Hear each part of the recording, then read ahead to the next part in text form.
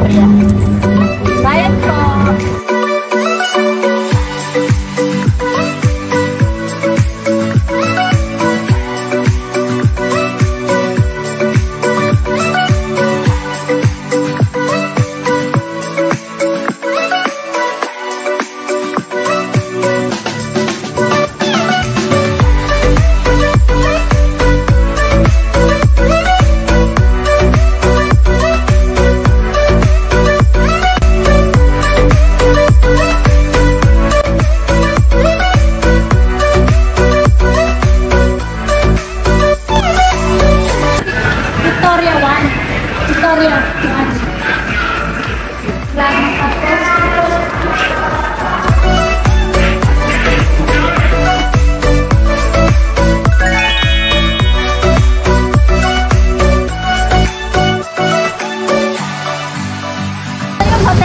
Victoria Sports Hotel.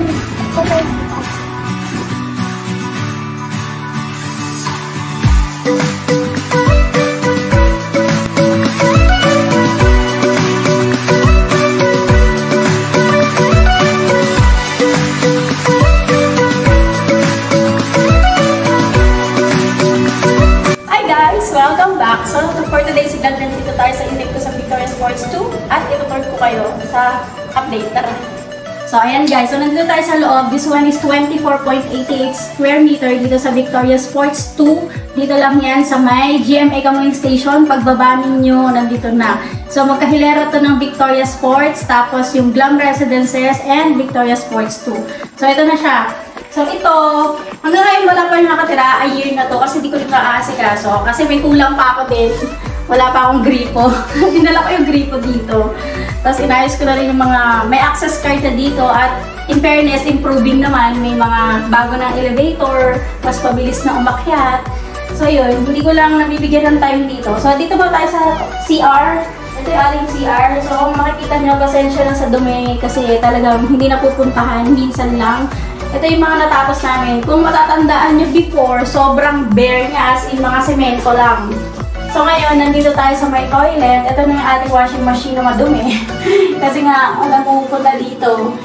And ito yung ating toilet. Tapos dito natin isasalpak yung kulang. Yun na lang, yung faucet na lang yung kulang. Tapos curtain, curtain, shower curtain. Kulang parang shower curtain pala dito.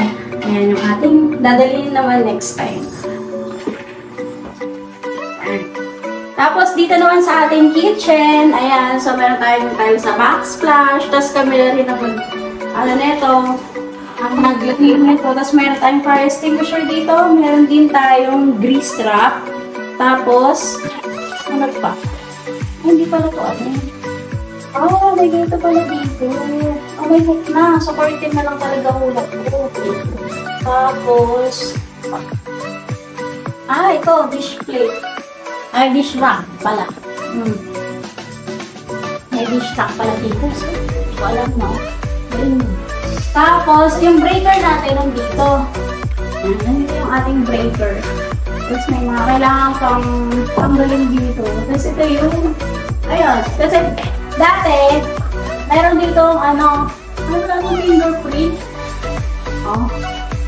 Wala yung fingerprint. Yung dala ni Mark.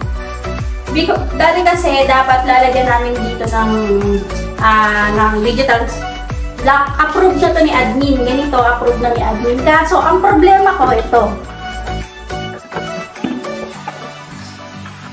Nung magkakapit na kami ng digital lock, yun dito, hindi siya kahoy, bakal. So, kailangan siyang i-grinder para ito bakal. Kasi kung wood to, walang problema. Kaso bakal, kailangan ng pang-grinder para putulin yung part. Hindi pa digital lock. Gusto ko yung hindi pala to yung yung may fingerprint. Gusto ko yung may fingerprint. So, pagbalik ulit namin, yun na lang, fingerprint na lang. Tapos, syempre, nandito tayo sa ating, meron tayong microwave, tapos meron tayong Samsung na ating refrigerator. Alam mo, in fairness to this brand, talaga, matibay talaga to. Since 2019, yung mga client ko, wala akong nakita, wala akong na-receive ng mga complaint about sa ref nila. Sa washing machine meron, pero sa ref wala. Tapos ito yung ating, ano ba to? Ang ating kama here. So dito may mga cabinet ko sa gilid. So kung alikabok no, mahirap buksan. Ayan, may tissue pala dito. Oh, may alcohol pa, tsaka ano. Linis para talaga ko naman ito. Linis talaga. Alikabok ito. Yan. Tapos dito, ang ating painting. Ganyan lang. Tapos ito, favorite ko ito. And ito, yung sofa bed to. Sofa bed, ganyan lang. Simple lang yung binili ko para in case may matutulog pa. Yan. Sofa bed. Then, ating blackout curtain. Tapos ang ating sharp na aircon. Kailangan pa ng cleaning. And meron tayong 2-door cabinet here. Na kailangan din cleaning. Oh, may pillow pala ako dito. Okay. Bedsheet. Tapos, ito yung ating yan, may TV tayo dito. This one is 48 ba to? 50 ata to o 48 inches. Diba? Hindi ko nag-gamit. 1 year na nakabit dyan. Kasi minta na tayo dito. Diba? Maalik ka mo. Ayan. Tapos ang ating dining table, 2-seater lang na dining table. Mga safe space. Ang ating hindi gumagana bukas na. Kasi mga lightings natin yan, ako lang din yung naglalagay yan. Yan lang lahat. So, yung tubig dito, commercial rate pa rin, mahal pa rin. Kaya hindi kami, lagi namin nilalock yung aming main, ano to, ang tawag dun? Yung main breaker namin. Sa water. May main supply na main metro ng aming water, lagi namin kinaklose. Kasi mahal yung tubig dito. Pero yung kuryente, walang problema. Talagang Meralco rin siya. Yan!